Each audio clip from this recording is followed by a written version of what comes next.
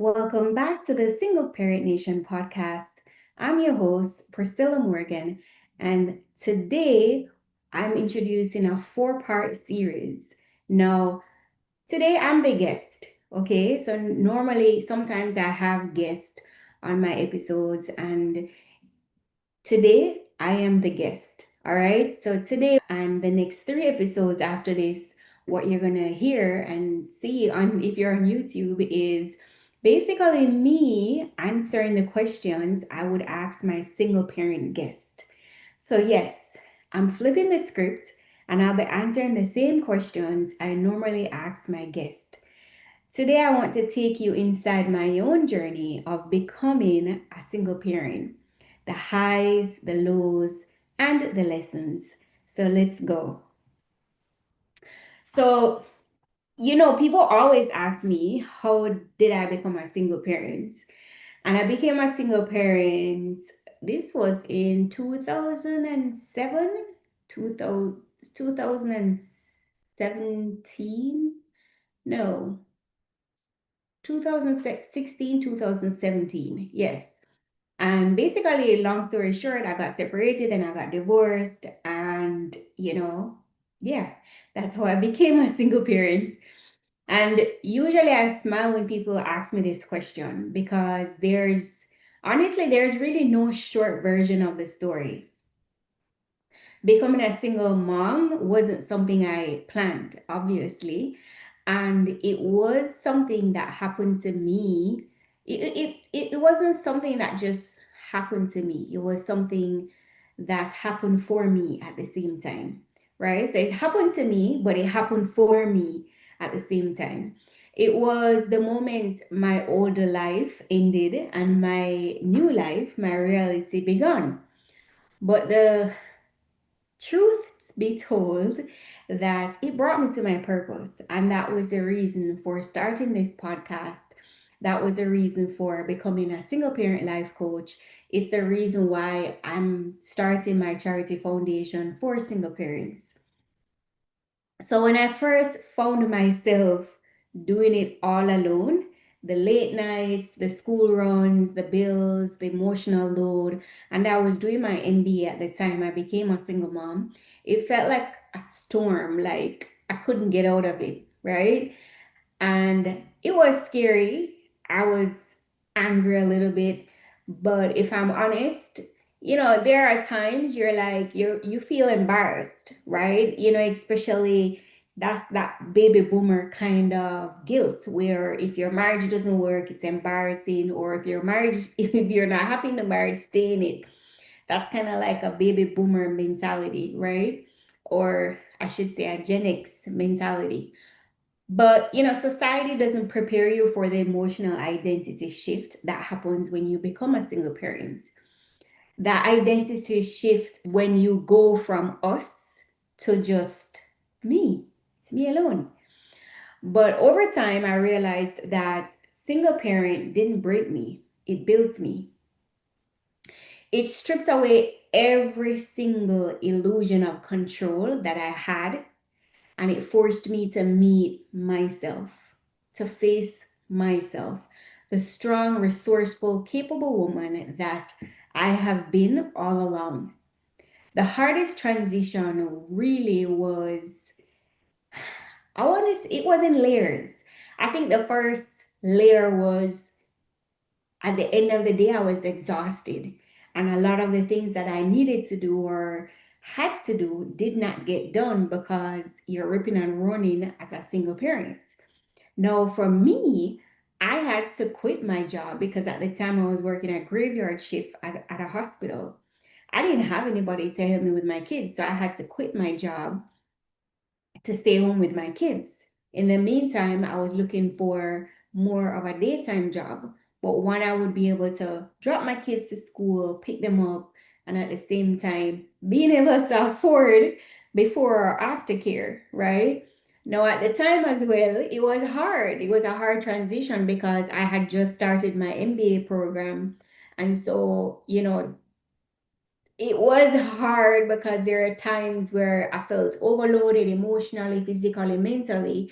And I felt like I was gonna stop my MBA program. I'm like, let me pause. And I'm like, no, I hate starting something and then stopping, because I do 100% believe that I know myself enough to know that if I stop, I may not, chances are I may not go back to it. So I kept going and I fought and I sticked it through, finished my MBA. And yeah, it was an honor roll, and that was that journey. But I would also say the financing was also a hard transition. So I had to be on a financial diet. So I made a budget. I made a list of all the necessary bills, my mortgage, my light, my water, my car insurance, how much I normally or I should be spending on food, you know, and I just stick to that budget. So it really was a financial diet. Like it's as if your doctor said you have diabetes, you cannot eat any sugary food, high carb food. It was literally, my budget was literally that. So it wasn't even, the transition wasn't even like a parenting piece. It was basically rebuilding my own identity of um, who I was without the relationship. Wow. Without the validation, without the picture perfect family I once imagined, like you thought, this big fairy tale Cinderella story, just having to understand that this is the new life now. This is the new way of life. And the truth is, I became a better person, a better mom, just a better person, a human being overall on this earth.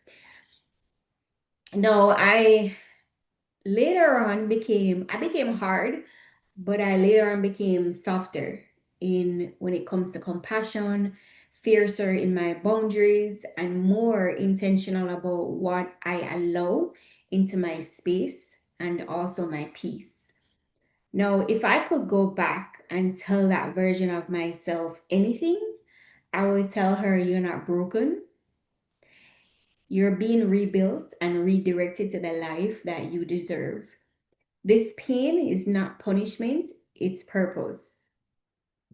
And again, this was how the Single Parent Nation podcast started.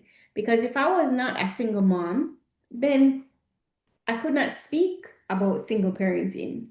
Now, being a single parent shaped me into someone who doesn't just survive anymore. I'm thriving. So, all the goals, all the things that I wanted, all the desires that I had, I've been able to check those off. It's like check bought a house, check traveling, check finished my master's, check. So all those things, I was able to check off. I'm not in surviving mode, I'm in thriving mode. And that's what I help single parents do when I coach them to go from surviving to thriving. I also learned that I am both the foundation and the roof, the storm and the calm, the parent and the dreamer. So, this is the very first episode of answering my very own questions that I usually ask my guests. Um, okay, last question. What would I tell another single parent, right? I would tell another single parent that, look, just the same thing I would tell myself is that you're not broken. You're being rebuilt and redirected. You have been cleared of what is no longer serving you, and you need to be open to what you should be receiving into your life. So be open to the possibilities, be open to the abundance, be open to love, be open to new opportunities, be open to happiness, be open to joy, right? Just be open to the abundance of life, the universe, and whatever supreme being you have or believe in have to give you. Now, if my story resonates with you, please share this episode with another single parent who needs the encouragement and the upliftment. And don't forget to subscribe so you don't miss next week's part of this series of answering my own questions. See you until next time.